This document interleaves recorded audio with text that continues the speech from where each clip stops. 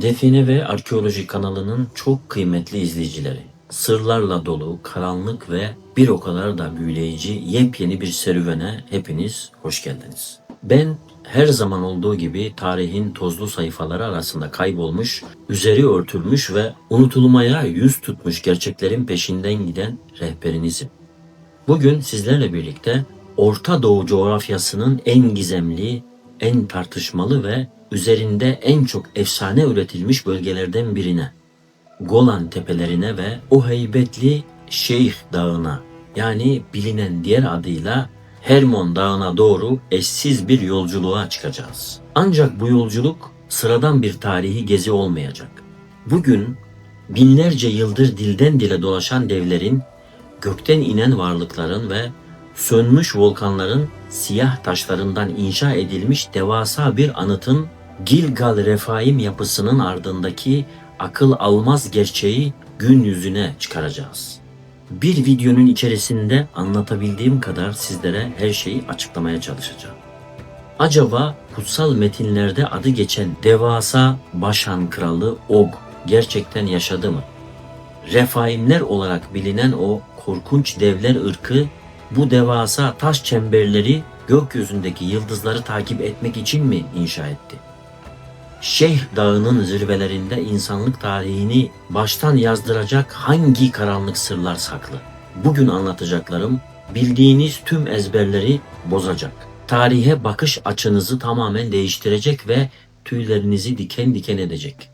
Şimdi derin bir nefes alın ve siyah bazalt taşlarının arasındaki o karanlık dünyaya benimle birlikte dalalım arkadaşlar.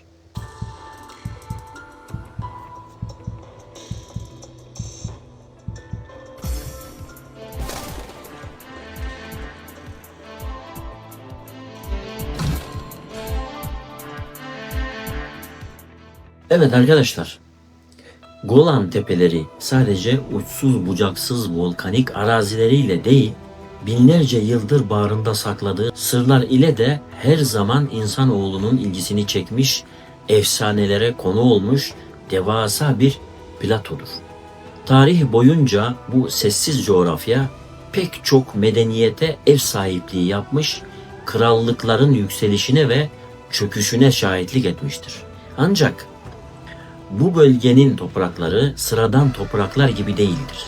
Sönmüş volkanların püskürttüğü lavların soğumasıyla oluşan siyah bazalt taşları bu coğrafyayı adeta zamanı donduran devasa bir açık hava müzesine dönüştürmüştür. İşte tam da bu yüzden bu topraklara inşa edilen her ne varsa binlerce yıl boyunca çürümeden, bozulmadan adeta ilk günkü ihtişamıyla günümüze kadar ulaşmayı başarmıştır. 1967 yılına Orta Doğu coğrafyasında haritaların yeniden çizildiği o çalkantılı günlere geri dönelim biraz. Bölgede yapılan askeri uçuşlar sırasında pilotlar aşağıda Golan Tepelerinin o ıssız ve düzlük arazilerinde daha önce hiç fark edilmemiş devasa ve tuhaf bir yapı keşfettiler. Gökyüzünden bakıldığında iç içe geçmiş devasa taş çemberlerinden oluşan bu yapı adeta dev bir gözü veya uzaylılara ait bir iniş pistini andırıyordu. Yerden bakıldığında ise sadece üst üste yığılmış taş yığınları gibi duran bu devasa anıt ancak metrelerce yüksekten bakıldığında gerçek ve kusursuz şeklini ortaya çıkarıyordu. Arkeologlar bu muazzam yapıya İbranice devlerin ağlı veya devlerin tekerleği anlamına gelen Gilgal Refaim adını verdiler. Arapça konuşan yerel halk ise buraya yaban kedisinin taş yığını anlamına gelen Rucum el Hiri diyordu. Peki ama bu devasa yapı gerçekten kimler tarafından ve ne amaçla inşa edilmişti? Define ve Arkeoloji kanalı izleyicileri olarak sizler olaylara her zaman görünenin ötesinden bakmayı çok iyi bildiğinizi biliyorum. Bir yerde bir efsane, bir korku hikayesi veya bir dev masalı varsa orada mutlaka saklanmak istenen çok değerli bir hazine, üzeri örtülmek istenen tarihi bir gerçek vardır demektir. Gilgal Refaim yapısı da tam olarak böyle bir amaca hizmet ediyor olabilir miydi arkadaşlar? Bu devasa taş çemberlerin merkezinde sıradan insanların veya meraklı define arayıcılarının ulaşmasını istemedikleri neler yatıyor? Bu soruların cevabını bulmak için günümüzden tam 5000 yıl öncesine, erken Tunç çağına, insanoğlunun henüz tekerleği bile tam anlamıyla kullanmadığı o karanlık dönemlere gitmemiz gerekiyor. Arkeolojik verilere göre Gilgal-Refaim yapısı tam 5 adet iç içe geçmiş devasa çemberlerden oluşmaktadır arkadaşlar. En dışındaki çemberin çapı 150 metreyi aşmaktadır. Bu muazzam yapının inşasında her biri tonlarca ağırlığında olan tam 42 bin tondan fazla siyah bazalt taşı kullanılmıştır. Düşünebiliyor musunuz? Hiçbir modern makinanın, vincin veya taşıma aracının olmadığı bir dönemde binlerce ton ağırlığındaki bu devasa taşlar kilometrelerce öteden nasıl getirilmiş? Nasıl böylesine kusursuz bir çember şeklinde dizilmiş ve nasıl gökyüzündeki yıldızlarla hizalanmıştı? İşte tam bu noktada o meşhur devler efsanesinin karanlık yüzü tekrar karşımıza çıkıyor. Kutsal metinlerde, eski Kenan efsanelerinde ve bölge halkının binlerce yıllık sözlü anlatımlarında bu bölgenin eskiden Refaimler adı verilen, boyları metrelerce uzunluğunda olan korkunç ve savaşçı bir devler ırkına ev sahipliği yaptığı anlatılır. Hatta kutsal kitaplarda bu bölge devler diyarı olarak anılan Başan Krallığı'nın ta kendisidir arkadaşlar. Acaba Gilgal-Refaim gerçekten bu devasa varlıklar tarafından kendi boyutlarına uygun bir tapınak veya bir gözlem evi olarak mı inşa edilmişti? Yoksa bu devler efsanesi tıpkı Van Gölü canavarı hikayesinde olduğu gibi sıradan insanların bu kutsal alana yaklaşmasını engellemek için uydurulmuş kusursuz bir kılıf mıydı? Arkadaşlar bu arada parantez içinde söyleyeyim. Van Gölü ile ilgili çok gizemli, çok bizlerden saklanmış gizli bilgileri verdiğim yeni bir videom var. Yakında paylaşıyorum. Bilginiz olsun. Evet arkadaşlar, şimdi gelelim bu devasa sırrın nasıl gün yüzüne çıktığına ve siyah bazalt taşlarının altında bizi bekleyen o muazzam kanıtlara. Şimdi yıllarca süren söylentilerin, efsanelerin ve korkuların ardından cesur arkeologlar, astronomi uzmanları ve tarihçilerden oluşan profesyonel bir ekip devlerin inine yani Gilgal-Refaim yapısının o karanlık merkezine girmeye karar verdiler. Bu kazı sıradan bir keşif değildi. Bu tarihin yeniden yazılacağı anın başlangıcıydı. Ekip devasa çemberlerin merkezine ulaştığında karşılaştıkları manzara karşısında adeta nefesleri kesilmişti. Karşılarında dışarıdan bakıldığında sıradan bir taş yığını gibi duran ancak içine girildiğinde kusursuz bir mühendislikle inşa edilmiş devasa bir mezar odası duruyordu. 4,5 metre uzunluğunda ve devasa kapı taşlarıyla korunan bu mezar odası sıradan bir insana ait olamayacak kadar büyüktü.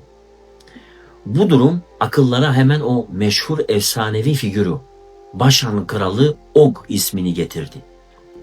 Ben bu konuyu araştırırken arkadaşlar eski metinleri, kutsal kitaplardaki ayetleri ve o kazı raporlarını saniye saniye, kelime kelime inceledim. Kutsal metinlerde Başan Kralı Og, Refaimlerin yani devlerin soyundan gelen o son kişi olarak tasvir edilir. Onun yatağının demirden yapıldığı ve uzunluğunun 9 arşın olduğu açıkça yazılıdır. Acaba Gilgal-Refaim yapısının tam merkezindeki bu devasa mezar odası o meşhur dev kral Og için mi hazırlanmıştı? İsrailoğulları ile yaptığı o büyük ve kanlı Edrei Savaşı'nda hayatını kaybeden bu devasa kral binlerce tonluk bazalt taşlarının altına mı gömülmüştü? Ancak arkeologlar mezar odasına girdiklerinde büyük bir hayal kırıklığı yaşadılar. Çünkü bu devasa mezar antik çağlarda yaşamış acımasız mezar soyguncuları tarafından çoktan yağmalanmıştı. İçeride krala ait devasa kemikler veya paha biçilemez hazineler yoktu. Sadece birkaç parça altın takı, Tunç çağlarına ait ok uçları ve bazı seramik parçaları kalmıştı. Fakat bu durum yapının gizemini çözmek yerine daha da derinleştirdi. Eğer bu yapı sadece bir mezar ise neden etrafına 42 bin ton taş kullanılarak devasa çemberler inşa edilmişti? İşte bu sorunun cevabı gökyüzünde yıldızların o sessiz dansında gizliydi. Astronomi uzmanları Gilgal-i yapısının taşlarını ve giriş kapılarını incelediklerinde muazzam bir gerçekle karşılaştılar arkadaşlar. Bu devasa anıt aynı zamanda kusursuz bir gökyüzü takvimiydi. Yılın en uzun günü olan yaz gün dönümünde güneşin ilk ışıkları en dış çemberdeki özel bir yarıktan içeri giriyor ve tam merkeze, o devasa mezar odasının kalbine düşüyordu, doğuyordu. Ayrıca yapının bazı bölümleri eski Mısır ve Mezopotamya medeniyetleri için de büyük önem taşıyan Sirius yıldızının doğuşuna göre hizalanmıştı. Bu devasa taş çemberler mevsimlerin dönüşünü, tarım zamanlarını ve belki de dini ritüellerin vakitlerini belirlemek için kullanılan dev bir astronomik saatti. Ama suların altındaki sırlar sadece bu devasa taş çemberlerle de sınırlı değildi sevgili dostlar. Bu bölge adeta efsanelerin doğduğu yerdir. Gilgal-i yapısının hemen kuzeyinde tüm heybetiyle gökyüzüne yükselen ve yılın büyük bir bölümü karlarla kaplı olan Şeyh Dağı yani Hermon Dağı bulunmaktadır. Bu dağ sadece coğrafi bir yükselti değil, aynı zamanda insanlık tarihinin en karanlık ve en gizemli efsanelerinden birinin merkezidir.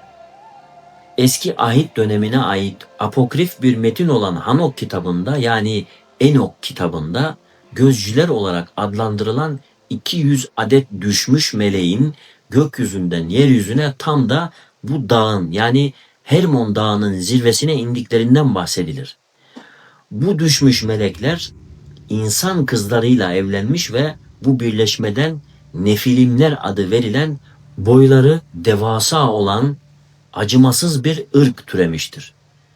İşte bölge halkının Refaimler olarak adlandırdığı Başan kralı Og gibi devasa figürlerin soyunun Hermon Dağı'na inen bu düşmüş meleklerin çocukları olan Nefilimlere dayandığına inanılır.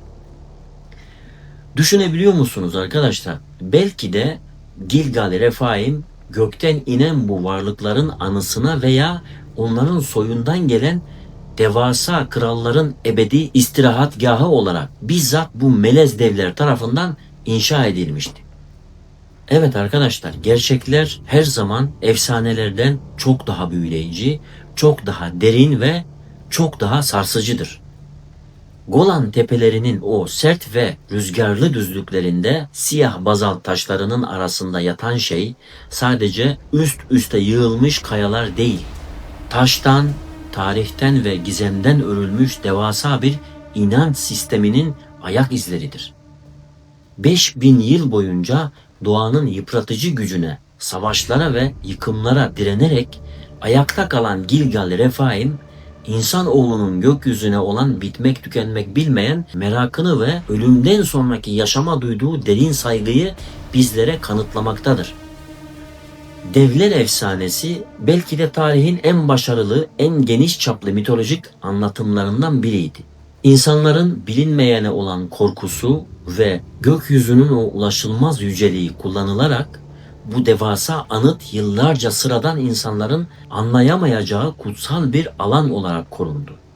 Belki de eski çağların insanları kendi güçlerinin çok ötesinde olan bu devasa taşları taşıyan ve gökyüzünün hareketlerini kusursuz bir şekilde hesaplayan o üstün zekalı mimarları, efsanevi devler veya gökten inen melekler olarak tafsir etmekten başka bir yol bulamamışlardı. Niyetleri ne olursa olsun siyah taşların altındaki gerçek arkeolojik veriler artık gün yüzüne çıktı ve bizler bu muazzam tarihin şahitleri olma onuruna eriştik. Bu derin araştırmayı yaparken, eski metinleri incelerken ve o devasa taş çemberlerin havadan çekilmiş görüntülerini izlerken hissettiğim heyecanı, o tarihi dokunun kokusunu adeta ekranlardan sizlere ulaştırmaya çalıştım şimdi arkadaşlar. Bizler define ve arkeoloji kanalı olarak hiçbir zaman yüzeysel bilgilerin, ucuz yalanların veya asılsız efsanelerin peşinden gitmedik. Bizim işimiz toprağın, taşın ve zamanın altına gizlenmiş o som altından gerçekleri kazıp çıkarmak ve sizlerle buluşturmaktır. Golan Tepeleri ve Şeyh Dağı'nın zirveleri daha kim bilir bağrında ne sırlar, ne krallıklar, ne unutulmuş medeniyetler saklıyor. Keşfedilmeyi bekleyen daha o kadar çok karanlık nokta var ki bu yolculuğumuz asla bitmeyecek. Eğer bu gizem dolu, nefes kesici, tarihi serüven hoşunuza gittiyse arkadaşlar, devlerin ve düşmüş meleklerin bu 5000 yıllık sırrının ortaya çıkışı sizi de benim kadar heyecanlandırdıysa lütfen videoyu beğenmeyi ve o güzel düşüncelerinizi, değerli yorumlarınızı yorum kısmına benimle paylaşmayı unutmayın. Sizce Gilgal Refaim gerçekten devler tarafından mı inşa edildi arkadaşlar? Yoksa üstün bir astronomi bilgisine sahip eski bir medeniyetin devasa takvimi miydi? Yorumlarınızı tek tek büyük bir merakla okuyacağım. Ayrıca tarihin o karanlık ve gizemli dehlizlerinde benimle birlikte yürümek, yeni keşiflerde, yeni sırlarda ve yeni maceralarda yanımda olmak isterseniz kanalıma abone olmayı ve o bildirim çanını, zilini açmayı kesinlikle ihmal etmeyin. Unutmayın, tarih sadece yazılanlardan ibaret değildir. Asıl tarih henüz gün yüzüne çıkmamış taşların ve efsanelerin altında bizi bekleyen sırlarda gizlidir. Bir sonraki gizemli keşfimizde görüşmek üzere diyorum. Hoşça kalın, tarihle kalın, merakla kalın. Görüşmek üzere.